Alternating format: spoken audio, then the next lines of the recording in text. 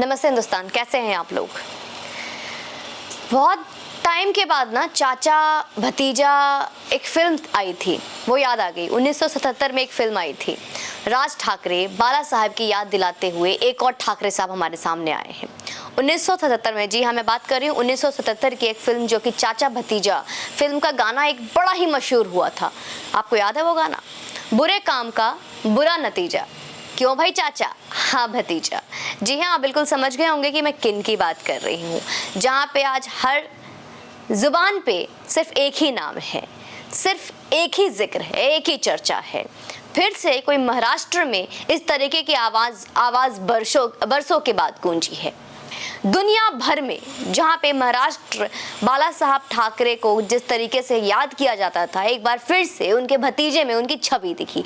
दुनिया भर में हिंदुत्व के सबसे बड़े नेता और अपनी साफगोई में ये सामने आने वाले को चित कर देने वाले असली हिंदू हृदय सम्राट, जिनके आगे ना तो दाऊद गैंग की एक चली और ना मियां दाद गैंग की एक भी चली।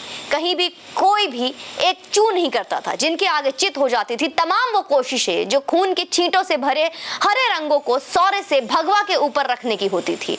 ऐसे बाला साहब ठाकरे की याद आज मनसा प्रमुख और उनके अपने सगे भतीजे राज ठाकरे दिला रहे हैं।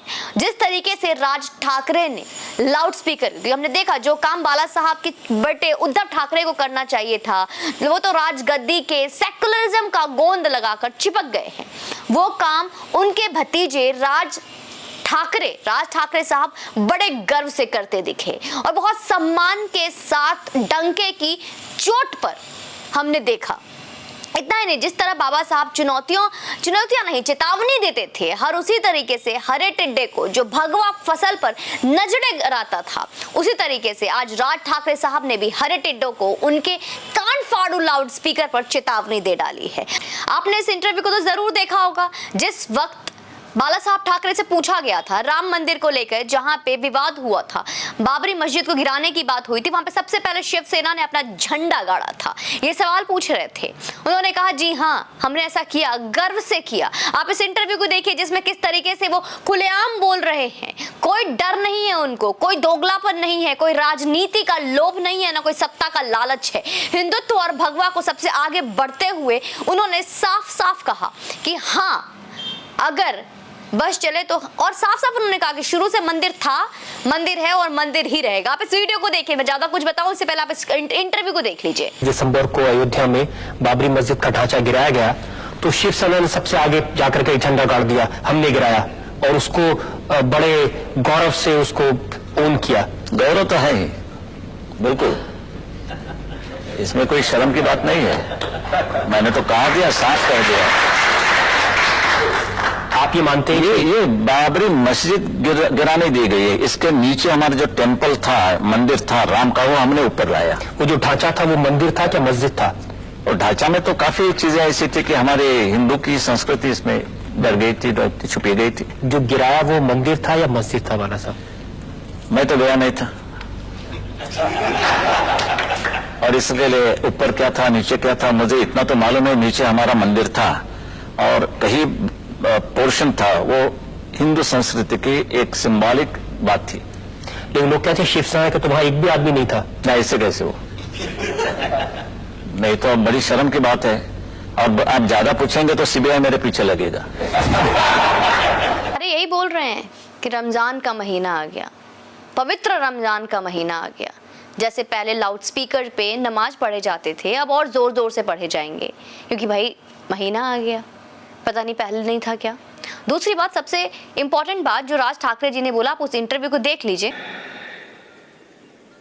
आमची आरती असेल, तुमचा नमाज असेल, आमची आरती त्रास देत नाही, नमाज का त्रास देतोय?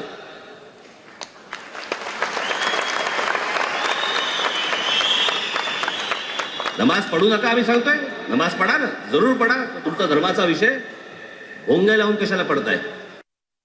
इस इंटरव्यू में उन्होंने बोला मुझे नमाज से दिक्कत नहीं है, पर जिस तरीके से लाउड स्पीकर जोर जोर से जब भोंपू बजती है ना दिन के 5 से पता नहीं कितनी बार, उससे परेशानी है, उससे दिक्कत है। इन्होंने अपने इंटरव्यू में साफ साफ बोला, जिस तरीके से इन्होंने रैली को संबोधित करते हुए बोला है, बोला नहीं दहाड़ा है, उन्होंने साफ साफ कहा कि अगर लाउड स्पीकर नहीं उतरे, नमाज करो कोई दिक्कत नहीं है, पर अगर ये लाउड स्पीकर नहीं उतरे तो ठीक उसी लाउड स्पीकर के सामने उससे तेज आवाज वाली लाउड स्पीकर टांग दी जाएगी और फिर चलेगा हनुमान चालीसा।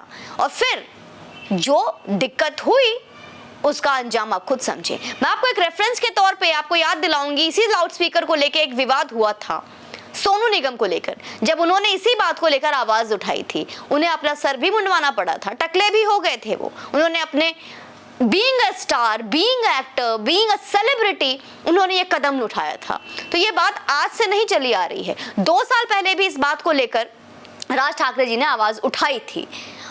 राज ठाकरे बार बार जिस तरीके से हिंदुत्व को लेकर आवाज उठा रहे हैं, माना जा सकता है कि महाराष्ट्र में एक बार फिर से एक बदलाव दिख सकती है, बदलाव आ सकता है। और ये बदलाव कहीं ना कहीं बहुत ज्यादा जरूरी है, क्योंकि ये बदलाव की उम्मीद इसी बात को आगे बढ़ाते हुए, जिस तरीके से बाला साहब ठाकरे हमेशा से हिंदुत्व के लिए खड़े रहते थे और हमेशा से अपनी आवाज को बुलंदियों से रखते थे, हमने यही उम्मीद उद्धव ठाकरे जी से की थी। उद्धव ठाकरे जी ने क्या किया? उद्धव ठाकरे जी ने क्या पालघर साधुओं की निर्मम हत्या नहीं करवाई, लिंचिंग नहीं करवाई? हम कैसे भूल सकते हैं? तो ठीक इसी तरीके से आज हनुमान चालीसा बजाने की बात करते हुए राज ठाकरे ने बोल दिया है कि हर अब्दुल अब सोते हुए जय हनुमान ज्ञान गुण सागर ही बड़बड़ाएगा अगर लाउड स्पीकर नहीं उतरे तो अब्दुल भी सोता हुआ जय हनुमान ज्ञान गुण सागर ही बोलेगा। यह पहली बार नहीं है, जैसा मैंने आपको बताया, जब बाला साहब के असली वारिस अपने धर्म और अपने वतन के बेअदबी पे हमेशा की तरह गरजा है। कभी भी इस तरीके से कोई बात हुई है तो उन्होंने आवाज उठाई है। जब ऑस्ट्रेलिया में भारतीय छात्रों के साथ भेदभाव और मारपीट हुई तो राज ठाकरे साहब ने ऑस्ट्रेलियाई क्रिकेट खिलाड़ियों को मुंबा देवी के मुंबई में क्रिकेट खेलने से बैन लगा दी। मुंबा देवी के बारे में भी आपको बताऊंगी। मुंबा देवी का मुंबई नाम के पीछे भी एक बहुत इंपॉर्टेंट एक किस्सा है दोस्तों।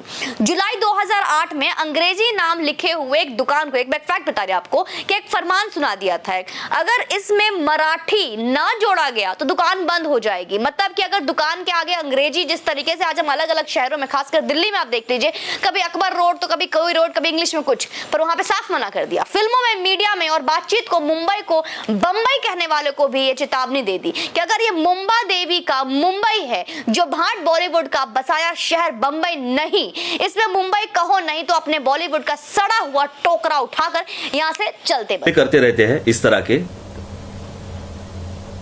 और उसके बाद हम लोग उनके कलाकारों को नहीं, कलाकारों का कोई देश नहीं होता। ये कौन सा तरीका है नया? बहुत बार लोग बोलते हैं कि मुझे पाकिस्तान के लोग अच्छे हैं। मैं क्या करूं उससे? हमारे सामने तो सिर्फ टेररिस्ट ही आते हैं ना, और कोई आता नहीं वहां पे। और 150 करोड़ की आबादी में हिंदुस्तान में क्या टैलेंट की कमी है क्या कि हमें उनकी आर्टिस्ट बोरो करने पड़ते हैं?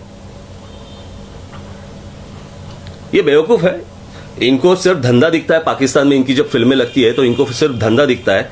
मुझे लगता है मतलब ये मुंबा देवी का मुंबई है और मुंबई बोलना पड़ेगा, नो मोर बॉम्बे। और ये वजह है इसका। मराठी मानुष और मराठी भाषा के लिए किसी भी समझौते को साइडलाइन करते हुए इन्होंने टेलीकॉम कंपनियों को भी अपनी सर्विस में मराठी भाषा जोड़ने की भी चेतावनी दे दी। मतलब इनके लिए अपना धर्म, अपना भाषा, अपना कल्चर कितना इंपॉर्टेंट है, आप इससे समझ सकते हैं। गांव घरों में एक बात बड़ी भरोसे से की जाती है, मेरे बिहार में तो बड़ी टक्के की बात की जाती है, बड़े पते की बात होती है कि बाप पर पूत, नस्ल पर घोड़ा, बहुत नहीं तो थोड़ा थोड़ा। इसका मतलब शायद आप सभी समझते हैं, और जो व्यूअर नहीं समझ रहे हैं पहले लाइक का बटन दबाइए, वीडियो शेयर कीजिए, फिर बता दो। और ये बात हम कह रहे हैं राज ठाकरे साहब के चचेरे भाई और हिंदुत्व के सबसे बड़े नेता बाला साहब के बेटे उद्धव ठाकरे जी का, जिन्होंने गद्दी के लिए माया से ऐसा जकड़ गए हैं कि क्या कहने।